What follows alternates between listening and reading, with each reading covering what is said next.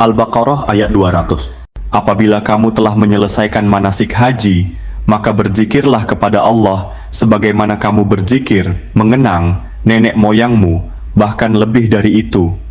Maka di antara manusia ada yang berdoa, "Ya Tuhan kami, berilah kami kebaikan di dunia," dan orang itu tidak memperoleh bagian apapun di akhirat. Penjelasannya begini: setelah menyelesaikan ritual-ritual utama haji seperti tawaf, sa'i, wukuf di Arafah, dan melempar jumrah, Allah memerintahkan untuk memperbanyak zikir, mengingat Allah.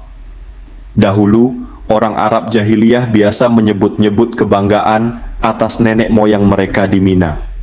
Maka, ayat ini datang untuk mengalihkan fokus dari kebanggaan duniawi ke spiritualitas, yaitu mengingat Allah dengan lebih sungguh. Dalam ayat ini terdapat kalimat, "Sebagaimana kamu berzikir, mengenang nenek moyangmu." Ini merujuk pada kebiasaan orang Arab jahiliyah sebelum Islam.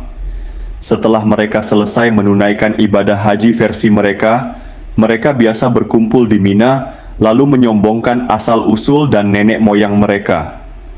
Mereka saling membanggakan silsilah, kekayaan, dan keberanian leluhurnya dengan berkata, misalnya, "Ayahku memberi makan ribuan orang," atau "Nenekku yang pertama menimba air dari sumur ini," dan sebagainya. Nah, Allah menurunkan ayat ini untuk mengubah tradisi itu.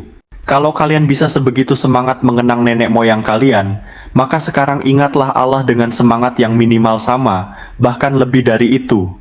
Jadi ini adalah perintah untuk mengalihkan fokus hati dan lisan, bukan pada kebanggaan duniawi atau garis keturunan, tapi pada zikir dan syukur kepada Allah, yang sebenarnya jauh lebih pantas dikenang dan dipuji.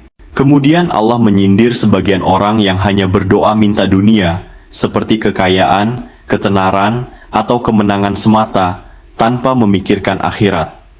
Orang seperti ini tidak akan mendapat bagian di akhirat, karena mereka tidak pernah memintanya.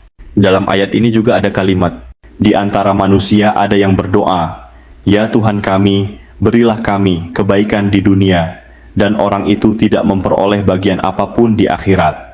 Al-Baqarah 200.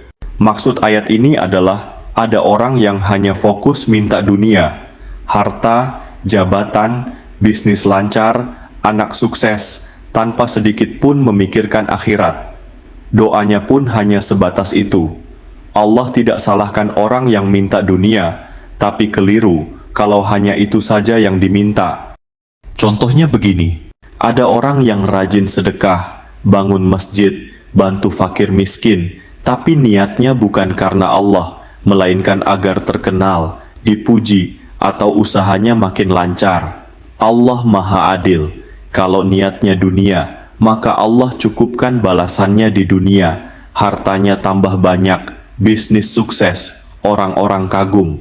Tapi di akhirat, nol. Tidak dihitung sebagai amal ibadah. Nabi bersabda dalam hadits riwayat Muslim bahwa orang pertama kali yang dibakar di neraka adalah orang yang bersedekah, berilmu, dan berjihad, tapi niatnya bukan karena Allah. Jujur gue pribadi baca ayat dan hadisnya, dada bergetar dan takut. Bayangin saja orang di sekitar kita, dia rajin sedekah, bangun masjid, bantu fakir miskin, intinya dia bagus sekali dalam pandangan kita. Tapi Allah lebih mengetahui dan maha cepat perhitungannya. Jadi pesan ayat ini dalam-dalam, kalau kita berbuat baik, luruskan niat, bukan demi dunia semata, tapi untuk Allah dan akhirat juga. Sekian penjelasan ayat 200, semoga kalian mendapat petunjuk. Amin.